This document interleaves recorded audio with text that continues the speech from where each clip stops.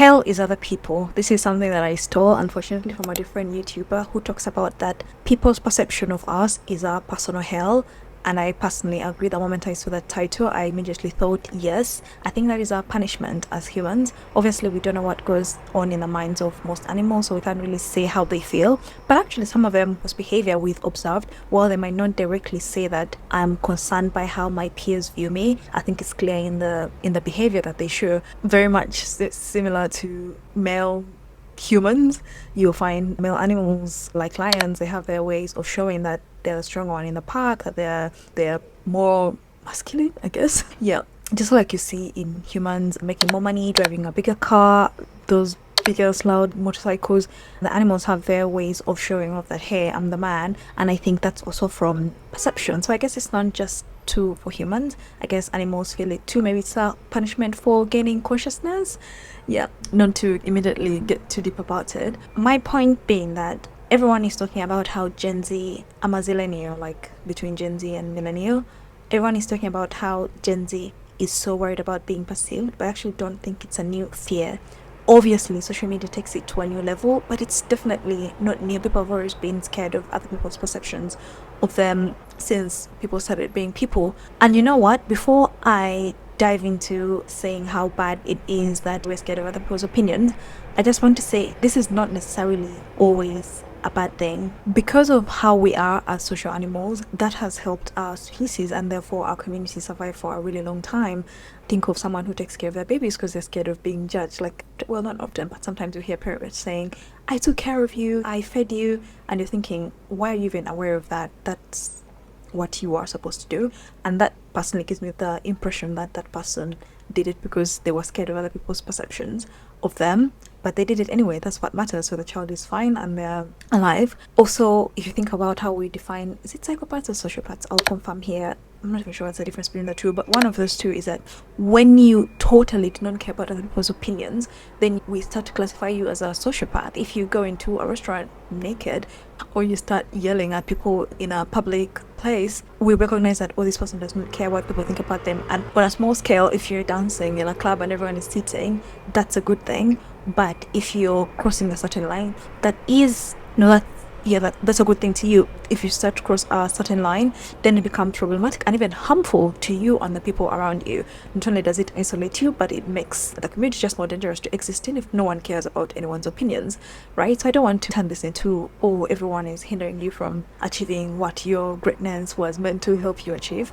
but more to speak on sometimes what is meant to be a thing that keeps us as social beings, what is meant to be something that supports us, that keeps us united, can sometimes be prioritized by our brains over doing the things we want to do just because we're too scared from going against the grain, right? So as you hear me say in so many other videos, actually I'm starting to feel like maybe I'm saying it too much, that it's just untrue, but I'm someone who does not value other people's opinions, but that does not spare me from the fear of being perceived.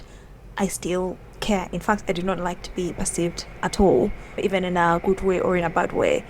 I feel like sometimes if people perceive you in a good way, especially for women, men, and I'm not just saying this, like if you look at female and male celebrities, how we perceive them, it's so different. Like a male celebrity can be rude and people find that cool, maybe even hippie and alternative. Think Steve Jobs, I'm not just pulling this out of my ass. Think Steve Jobs, he was really mean, he was really rude, and people found that endearing, maybe even inspiring. People have tried to copy him. If you've heard of Elizabeth Holmes' story. But even when you don't care what people think, you still are not immune to their perceptions of you. But I can say now, maybe 2 years later, since I started on this journey of thinking just about how I want to live my life, like I was saying before someone called me, sorry, I feel like 2 years later I've gotten to a point where I didn't care to be seen, and that's fine. Hence why this channel was started. I explained a little bit why in the way I started a YouTube channel where I talk about the reasons why I just stopped caring what people think, but specifically caring what people think is not the same as being scared to be seen.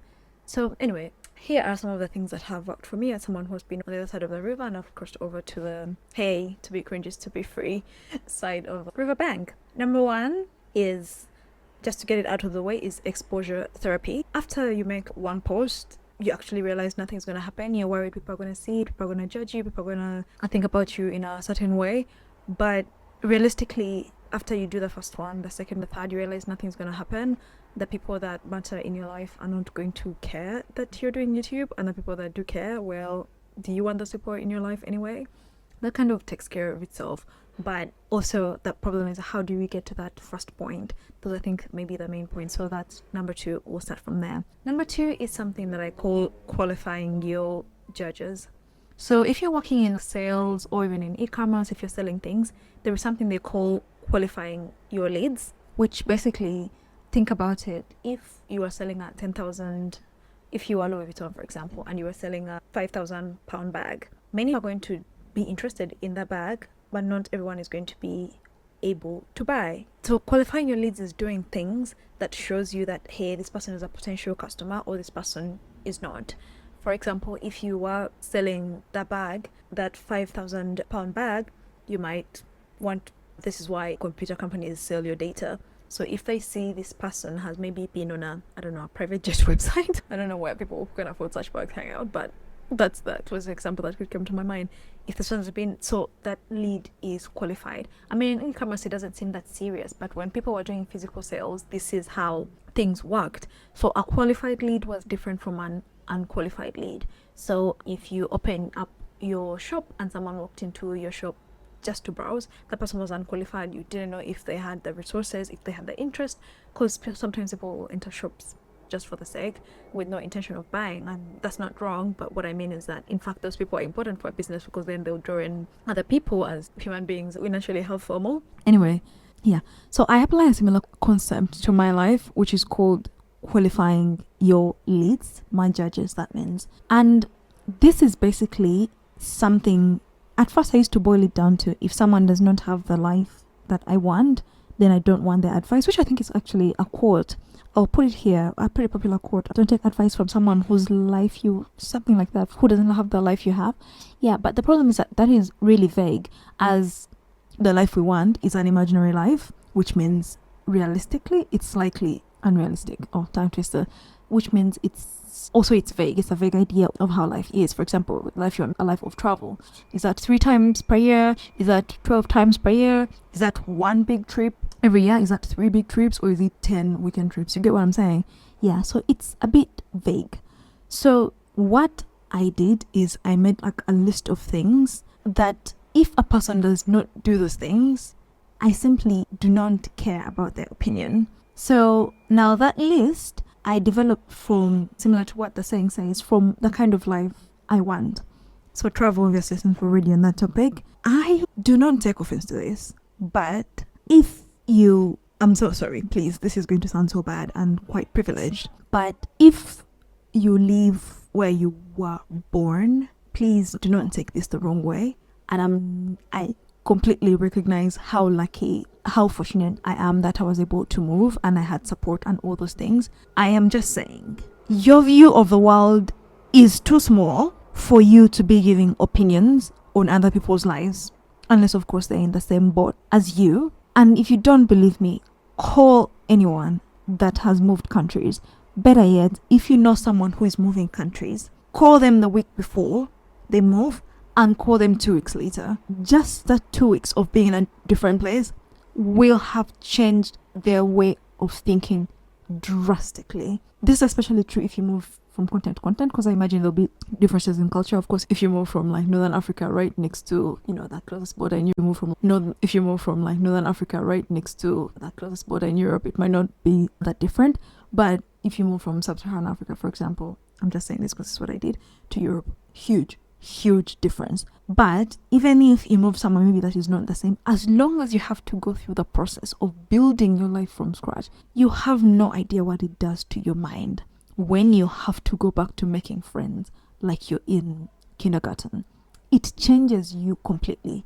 It changes you completely to be in a place where you cannot say, if I don't pay my rent this month, I have nowhere to sleep. The mind of that person and the mind of the other person who is 30 minutes from their mom or their dad, night and day. As you can see, we've already disqualified so many people who are untraveled, particularly those who still live where they were born. Now, I just want to say that this doesn't necessarily have to mean countries. To be honest, for my life, I would probably just leave it there. But if you yourself, for example, are living in the same country you were born in, that's okay, that's fine. Like I said, I'm not judging that. What I mean is that perhaps you're better off listening to people maybe who have moved cities, people who have studied abroad, but the point is move, please. Yeah, listen to people who have moved. Anyway, so on the point of travel again, even though someone has moved countries, but if they haven't had a stamp in their passport in the last 3 years, again, and this is just from a frivolous point of view, because my dream life is a life that involves some bit of travel, even if it's just 4 trips per year. It's still adequate for me because I don't know, like travel does something to me, and I believe in most people because we all are very similar. Seeing different perspectives really just helps you grow, matures you in a way that nothing else can. Yeah, moving on to a different point because this is not a travel channel. Moving on to a different point, reading. I don't even read that much. The goal for this year is to read 12 books. I'm doing a classic every month. If you want to see how I break those down, I'll be doing one at the end of every month. I'm about to do Crime and Punishment, and I've done 2 so far, Crime and Punishment and Marcus Aurelius' Meditations. So I'll be releasing videos on those 2, hopefully by the end of Feb. Yeah, after that I'll be doing Atomic Habits, which I know is not a traditional classic, but I don't know, I'm open-minded, so I go wherever the wind blows me. Anyway, if you've not finished a book, if someone has not finished a book, at least a book in the previous year, again, yeah, like, not to be rude, because 2024 or 3, I read literally just one book on Honor, and I saw the kind of person I was this year. I think I used TikTok the most. Explains so much. So I've read, and I know people that read, and I listen to them, because I know what reading does to the mind. So if someone is not reading, unless they're doing something that is also intellectually engaging, something else, which I can't even think of an example right now that you could do as consistently as you would reading, I would not take on that person's opinions. Now, people, do not take this as cold hard facts. I'm just letting you know the things I value. You do not have to value what I value. But take, for example, if you're married, you can say that you cannot take judgment about relationships from people who are not married, although that's quite a dangerous slope to go down. But yeah, if you're, for example, pursuing a PhD, you can say, well, that would be quite elitist to say you don't take advice from people. But you get my point. Find the things that you value. And you know what's even funny? In many cases, when we think about other people's perceptions of us, we're really thinking of our own perceptions of ourselves. Think about it. If someone is in jail for selling, I don't know if I can say those things on here without getting censored, but if someone's in jail for, there are people in the gangs who think that's cooler than working a professional job, you would not care about that person's opinion because you don't care about belonging in but you care about being educated. That's the same principle you should apply to all other aspects of life. I, for example, do not care about validation from men, and I'm not just saying that, I promise, I mean it. I know it's kind of trending right now too, but that has always been my life. So, first of all, someone who does care about that, their opinion would not matter to me. And secondly, someone's perception of me in that area of life generally just doesn't matter. Anyway, to summarize, all in all, just qualify the people whose perception of you matters, and you'll find that 70% of people will just fall off the list automatically from the first 2-3 points that you raise up.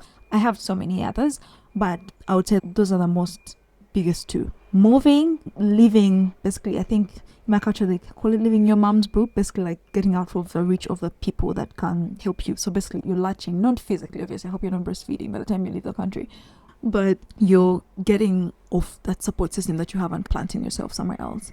And then secondly is education in general. If someone doesn't get to educate themselves, where are they even pulling these opinions that they're giving me? Second point on not worrying about people's perceptions of trying to reach yourself. Yeah, I was speaking to a friend a couple of months ago, and she was telling me about someone she saw at the gym. And I remember thinking, wow, I never noticed anyone at the gym. In fact, when people are telling me that they're scared to go to the gym because they're scared of looking stupid, if they have been to the gym before, I tell them, describe one outfit you saw at the gym. Basically, no one was looking. You were not looking at anyone because you were there to mind your own business. And if you had noticed an outfit, it's because you were not minding your own business and therefore wasting your own time. Now, the point I'm trying to make is, usually the way you think people are perceiving you is the way you are perceiving other people. Going back to my friend, she described this person in detail. And I remember she had mentioned to me that she was self-conscious about going to the gym, about looking stupid, and I told her, and I gave her this advice, but it didn't land for her, and I was wondering why. And then a couple of weeks later, while we are talking about this, I remember her saying to me herself She's like, oh, the problem is I notice other people too much in the gym, which is why it makes me self-conscious. And that's when it clicked, like for this specific reason. It is only because you are perceiving other people the way you are scared of being perceived. I feel like I need to pull out English is not my first language for this statement. Anyhow, yeah. It is only when you are scared of other people seeing you the way you are seeing other people that you'd be scared of living your own life, because you're scared of other people seeing you the way you're seeing other people. Birds. Anyway, yeah. So the point is, and I'm not saying that once you do this, magically you're going to stop caring what everyone thinks about you, but it is also going to show you that the prison you're in is of your own making. Right now, if you go on your YouTube recommended feed, I don't know, whatever it is, or if you just click on the videos recommended to me, because YouTube now is pushing smaller creators, you might find there a video of someone maybe with 20 views, 2 views. What feelings does that bring up in you? Because, and I have to be honest, before I started on my own journey, I think I would look at such a video and think, I wonder what this one is up to. But now that I'm doing this, I'm appreciating smaller creators more. I feel like I should backtrack a little bit. You know how I said people whose opinions I don't value? I think an important category I forgot to add is people who have not tried to do their own thing on the side. No disrespect to the 9-to-5. I work a 9-to-5. I love it. I love my job. Could pay more, but hey, no one's paid well in London, so that's okay. But my point being that now that I've tried this thing, I have a newfound respect for those people who put themselves out there. Now, going back to the point I was making, if when you see people, you're like, loser, like L, well, I don't know if that would be an L for you, so I'll just do both. How are you saying me? No, this would be the L. Yeah. I feel like loser, look at her without no subscribers. Oh, as you're watching this, if you were thinking that, I got you. You are thinking that because you are, I don't know, probably self-conscious of your life, of yourself. And because you are thinking that, you think everyone else is thinking that. Now, I have to be honest with you. Some people are going to think that. But the gym example I gave, it's only if you're not minding your own business that you would notice other people's things. And you know what happens when you don't mind your own business? Yeah, you stop to grow and the things you're working on stop getting attention because you're too worried about other people's business. And is that their opinion? And do you want an opinion of someone like that who does not know what's going on in their own life? No. So assess your beliefs, your values before you start caring about people's perceptions of you, and you will slowly begin to realize that actually a lot of the notions you have placed on you by yourself, and they don't come from the outside world. And eventually you'll be like, hey, if I saw someone trying, I would not bring them down. And therefore, if that's the energy I'm putting into the world, I can only hope that other people are. There's obviously always going to be a few weird people, but what can you do? Nothing. Just let it be and do your own thing. And once you put that good positive energy into the world, you'll feel it come back to you, even though nothing has changed. Yeah, perception is everything at the end of the day, right? Finally, I just want you guys to know something that helped me a lot. When you imagine someone saying your work, putting it out there, seeing maybe your post on Instagram, this is what you imagine. But this is actually what's going on when someone sees your post, your work, whatever. Now, that person is likely going to get together with people a couple months later to talk about you, and they'll probably talk about the fact that you are trying, but by that time you'll probably be on your 20th video, and what? They're going to make fun. They're going to see the difference, the improvement you've made, and then they're going to seem like idiots. They're going to seem like fools for making fun of you when you're actually trying and then you're improving your life. It's very important to know that just because you're putting out work that is going to be seen by multiple people, it does not mean they're going to all receive it at the same time in the same place and sit down to discuss you. And let me tell you something. I have been in rooms where people bring up the fact that someone is trying, someone has just picked up acting or whatever, someone has started a new business, someone has started content creation, someone has started drawing, someone has started singing, someone has started becoming a musician. They'll bring it up and the person will be like, oh, it's a surprise. Oh, I didn't know she could sing. Oh, I always knew she'd do something like that. Oh, 3 minutes later, nothing more to add. Basically, there are 3 groups of responses. Well, I'm trying not to give you the middle finger. It's not a surprise. It is a surprise. Hope she does well, / obviously no one is going to say out loud that they don't wish you well, but some people might. But that is irrelevant unless that person has power over your outcome. But usually the conversation is dead within 3 minutes because there is not much more to add. So you've decided to pursue something. what more is there to say? There is not much more to add. And the thing is that what you're picturing is people, is where the spotlight effect comes in, because you're thinking about yourself 24, well, not 24 hours a day when you're dreaming. 16, I don't know, let's say even if it's 12 hours a day. You're thinking about yourself 12 hours, but you think other people are going to think about you the same way. You think that people are going to wake up and go in their group chat and say, look at Bridget, we have cool YouTube channel, oh, she got 11 views, ha ha ha ha ha. Then at lunch, do the same thing in the evening. Again, if someone has the time to do that, why would you care the opinion of someone, about the opinion of someone who has the time to spend wasting talking about something so trivial? In reality, and I'm sure you've been around these conversations as well, people will bring it up that, oh, this person is starring in a reality TV show, this person is on Love Island, and that's it. Oh, that's surprising. Oh, I'm not surprised. Hope she wins / hope she loses. They say that quietly in their mind. And then the conversation is finished. And their thoughts are therefore inconsequential. So why not just do whatever it is you want to do and let people talk about you? Besides, if it works out, even though it doesn't, if it works out, then what are they going to say? Then you're going to want them to talk about you. But there is no way they're going to talk about you succeeding without them talking about you flopping. Unfortunately, it comes as a package deal. Also, secondly, a lot of people will hate on you for trying because they wish they could try. Now, I don't want to stretch and make it sound like, oh yeah, you're the best just because you attempted to do something. But it's brave. It's brave. And one thing the world could do a little bit more of is a bit more bravery. Yeah, if everyone just went after the things they want to do, if everyone just asked out the person they liked, people would not be sitting down assuming the worst of everyone, because they'll be like, you know what, I gave that a shot and it didn't work out for this reason or for that reason, and I'm confident and comfortable to move on and therefore find more comfort in the decisions that they make. You find those people who are married to the best person in the world and they think, oh, I could have done better. That's because they didn't try to do that better. That's why they think they could have done better. But in reality, they're with an amazing, wonderful person and they're thinking about that 20% that person might be missing. They're completely deluded. That's not what we want for you, is it? No. Anyway, I'll probably be turning this into a Substack for you guys and maybe a TikTok, but I don't know why you'd watch a TikTok after watch a YouTube video on the same topic. So thank you for watching. Follow me everywhere: Instagram, Substack, TikTok. I'll be posting more. Bye bye.